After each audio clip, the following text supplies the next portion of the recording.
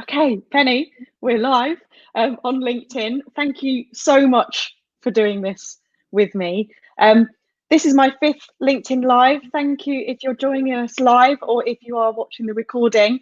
I developed this series of lives with my marketing friends that I talk to behind the scenes, that I go to advice or to just bounce ideas off. And I just thought that it would make interesting lunchtime viewing for people in my network to kind of listen in to some of these conversations and see what we have to say. So really pleased that Penny has joined me today. We'll introduce in a second, but I checked Penny and we met in 2012. So longer than I thought, but great, in all the best ways. We met when we both joined the Chartered Institute Marketing Volunteer Group in Cheltenham. I just started my own business and wanted to network with some other marketers because I'd started working from home and didn't really have a network that I could talk to about my day job. And I think you just moved to Cheltenham to work at the University of Gloucestershire.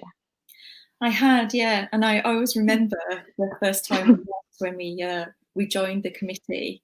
And you really impressed me that you always said yes. Anything that was asked of you, you always said yes. And from that, I thought, well, I had a workshop that I was asked to deliver at a big conference for higher education, the CAPE conference, for those of you who are watching. And I thought, right, I'm going to ask her because she'll probably say yes. You did. You sent me a LinkedIn message. I remember, I've only just met this person and she's invited me to talk with her at a conference in her industry, not mine. But I also dug out that slide deck. The topic was, what was it? I've written it down. It was more than flyers and likes. And it was this whole idea of tactics and how we dive or are asked to dive straight into marketing tactics. But there was an interesting note on the slide deck because we diligently did notes under each slide at the time to see who was going to say what, and we said that more should be made of social media. So we were right back in 2012. But since that, you left Cheltenham for a while. You went to Nottingham as Director of Marketing and Communications at Nottingham Trent, but now you are in my world of being a consultant in my world. Welcome. You've been here a few months now, so but yeah, let's talk about that topic and why we chose it back in 2012 of flyers and likes. Flyers and likes, yeah. I do think things have moved on since 2012, which is great. But so my industry and the area that I'm deeply passionate about is higher education, and I don't know if it's that different to the commercial world, but it does feel like it's got one particular nuance, and that is that in many ways we're working with the most intelligent people in the world. They're experts in their field, and as a result, sometimes they feel they're expert in other things and in particular marketing because hey, we've all been a consumer ourselves, haven't we? And there's for anybody who's a non-qualified marketer, there's always a desire to jump straight in, isn't there, to tactics? I want to lead it. Yeah, I think as a marketer, in the commercial world, it feels like it's the only function where you always have to go, look what I'm doing, and almost show that visible part of what you're doing and the end result. You don't show your thinking and how long it's taken you to get to this beautiful thing at the end, and therefore you're known for the flyers and the brochures and the websites and that stuff. But actually, there's so much work that goes into it. Maybe we don't market ourselves enough. Totally. I mean, we need to start showing our workings out. But what I will say is that I've spoken to a lot of colleagues in higher education, and particularly now with the pandemic, they're not taking their foot off the gas. If anything, they're even busier than they were. But it's more tactic overload. So emergency equals SOS equals send out stuff. And we need to start doing stuff.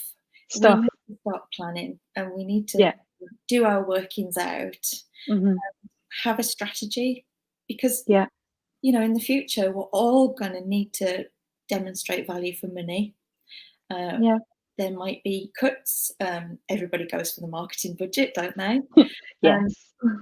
So we need to show that everything that we do is based on real hard evidence. I think it's so important.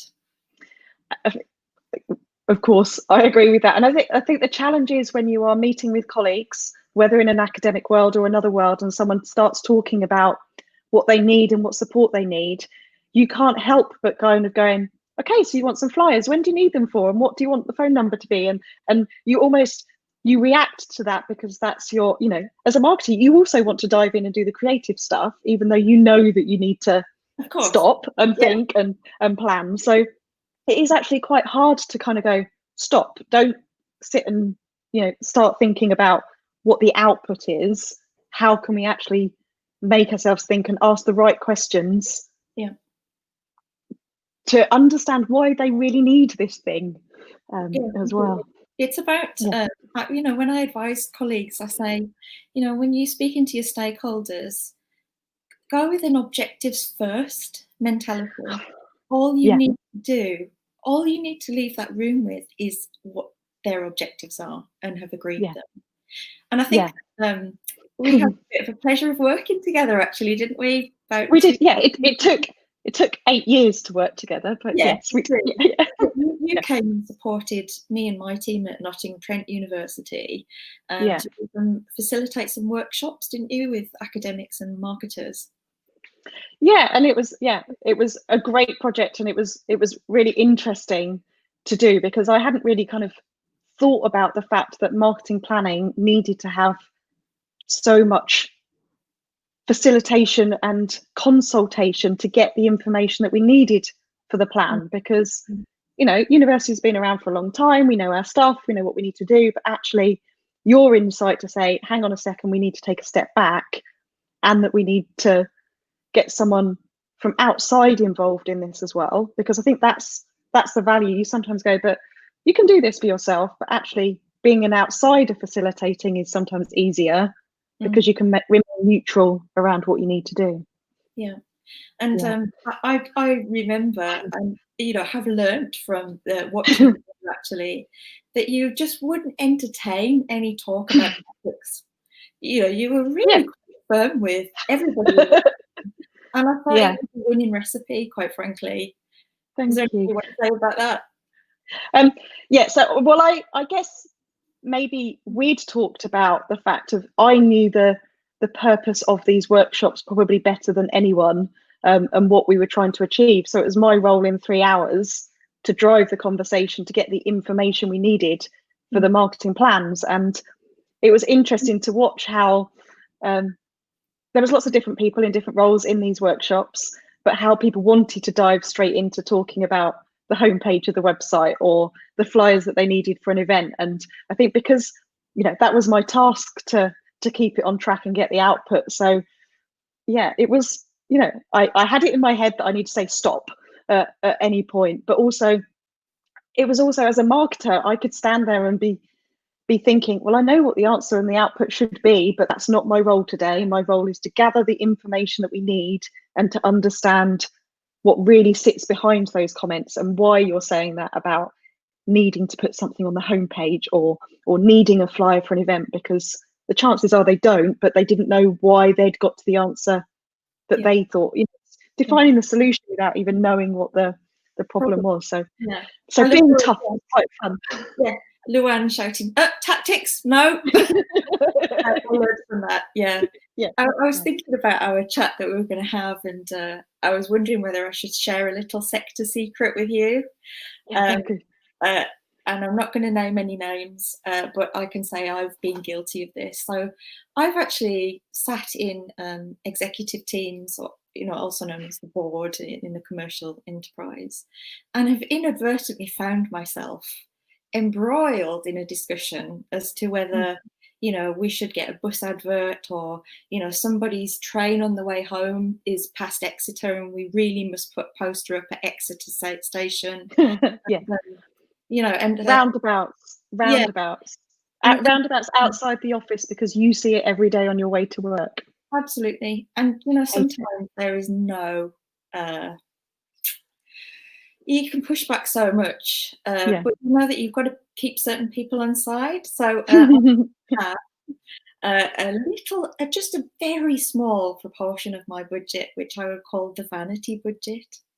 I Which, love this when you mentioned this to me. I'm going to include that in my marketing planning sessions. What's your yeah, vanity budget, and what might you need to do that you don't really want to do, but yeah, actually you have because you need to engage those stakeholders? yeah, it's about politicking, isn't it? And Yeah. I have put up a large poster outside of certain vice chancellors' window on purpose, and I've done the odd advert that I knew really wouldn't reap any rewards. I'm talking a minuscule amount of budget. Yeah. But sometimes to keep the wheels turning and to do the things that really need to happen. Yeah. I've had a vanity budget, and the more as I've become a consultant and I've talked to Yeah. more people, I've realised that I'm not the only one. Yes. You know, Maybe if I'd have had that in my mind during the workshops, it would have been what we could spend the vanity budget on would be yeah, could have been interesting. But if we go back to the workshops, there was something that I really loved about doing them, because not only did we know the output was that you have your own marketing model for your sector that we were trying to align the needs to as well. So you did know the needs, we just needed to kind of translate that across the business, and get other people engaged with really understanding what those meant and how we'd work. So yeah, please share your story that I made you share in a couple of sessions. Okay. So yeah, I do. I've worked in student recruitment and marketing now for 20 years, and I realised that it was very difficult to influence people. That it's all about metrics and it's about evidence and planning. So I started to tell a story which really resonated, and it's about the leaky hose pipe. Yeah. Now, in a nutshell, so Yeah. my dad was really, really stingy and didn't ever want to buy anything new. And one of the things that he had was a 33-year-old garden hose, which was patched up and, full of holes. And when you put the tap on, even full blast, because there was a series of leaks all the way down the hose pipe, nothing would come out at the end. And in student recruitment, it's exactly the same. Most universities start with a really healthy CRM system, full of inquiries, full of water. Yeah. And if they don't keep on top of those leaks, the loss during the 18 cycle, absolutely phenomenal. And so I've broken that down into 28 metrics. And if you can attack these metrics, you are guaranteed to keep more students in your hose pipe. And it kind of taught me the value of storytelling actually as well in universities, that you've got to engage people, haven't you, and to get them on. And not only did they understand that hose pipe analogy and how that actually worked, and the things that come into that, the customer journey, is the same thing, but also what I love is that the metrics you were focused on were the ones that really mattered at the key points as well, because in any business or institution you can measure 101 things, and we could all spend hours producing beautiful graphs and charts and spreading them out on tables, but unless we actually know what we're looking for and what to do when we're looking at that number and it's not in the place that we need it to be, it doesn't all work together either, does it? Exactly. I always say that strategy is probably more about what you don't do than what you do. And you need to be really clear that those objectives, those KPIs that you are working to, will meet strategy, and have the power of conviction and influence as a marketer to make sure that nothing that you do is outside of those 28 leaks or outside of that strategic plan, because it's wasted. It's a wasted opportunity. And then the other part of this whole project and the challenge around this as well, going back to that, maybe as marketers we need to market ourselves better, is that even if we do get the opportunity to do this thinking and the workshops, is that actually we have to sell ourselves again, don't we, to get people on board with the plan, because we can't just deliver it ourselves. And even if we were delivering flyers, I think we talked about, we've both delivered beautiful flyers and people stick them under the desk or in their bags and they never even use them. So we have a whole second level job to get people involved in our plan and to help us make it happen as well. We can't do it all by ourselves. Yeah, flyers can make an excellent footstool. I've seen it happen. Yeah, but when you think about it, you know, we as marketers, our job is to understand our customers. And I always say that every day for a marketer, every conversation we have is a pitch. Yeah. And the sooner we realize our own superpower, the better. Yeah. You know, in theory, there should be a marketer on every board of every company because we are influencers. Yeah. And that's what we do. We understand our target audience, really think quite deeply about what they like and what they don't like and what they need. How is that any different when we're influencing our colleagues in our organisations? Yeah, there's a lot we do behind the scenes that we don't show people, isn't there? There is. Yeah. Hey, that's why we're qualified. You know, the Harvard Institute of Marketing, and we've discussed this so many times, haven't we? How people can just call themselves a marketer and be done with it. But we know that this is a real skill and a real profession. And if you do it right, the payback and the rewards to the bottom line are very real. Yeah, you can make such a huge difference, can't you? And that's why we keep doing what we do, and want to do it with more people as a consultant as well, rather than perhaps both in our former lives in one role. We now want to do more and can do more. Absolutely. Yeah. So we are coming up. How are we doing? We've done 17 minutes. So we're trying to keep this to 20.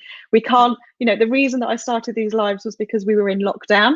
There's this big crisis thing that's going on right now. How do you think anything that we've talked about, the hose pipe, the planning, the strategy of focusing on objectives, more important right now, the same, or do we just need to dive in and fix stuff? Well, I would argue that it is really important. And, I know people say that, never let a good crisis go to waste. And, I wouldn't be that flippant because we are, and, this is a serious crisis we're in. But for businesses, they're looking for people with the solution, not for people who can do more stuff. They want well thought out solutions and innovations. And actually, my biggest career moves have always happened when there's been a burning platform in a university, and I've put myself forward and said, I've got a solution. And so, marketers out there right now, never underestimate your power. You are really needed. If you're using this opportunity to send out more stuff, do stuff and sit back, that's an option. But there is also a real option to stand out and make your mark. Wow. Yeah, it's a challenging time, but I think most of us do relish a challenge as well. So I think we'll end on that positive power speech. So thank you so much for agreeing to do this. I was initially just going to do a series of 5, but they seem to be going down quite well. We've had a few comments. I can actually see them on my screen today. So thank you. I am taking a break from lives next week because I'm going to be hosting how to write a marketing plan workshop for B2B marketing. So there are still places available. I will pop the link in the comments, but I have encouraged some new guests to join me the week after. And the first one will be Asif Chowdhury on the 25th of June. And we are going to talk about his Comms Hero campaign. So we will be talking about comms, but I will also be sharing how I got involved in that campaign just as a result of posting a blog on LinkedIn. So lots of stories coming out from these conversations, but thank you so much again for agreeing to do this. And thank you to everyone that's watched. Thank you.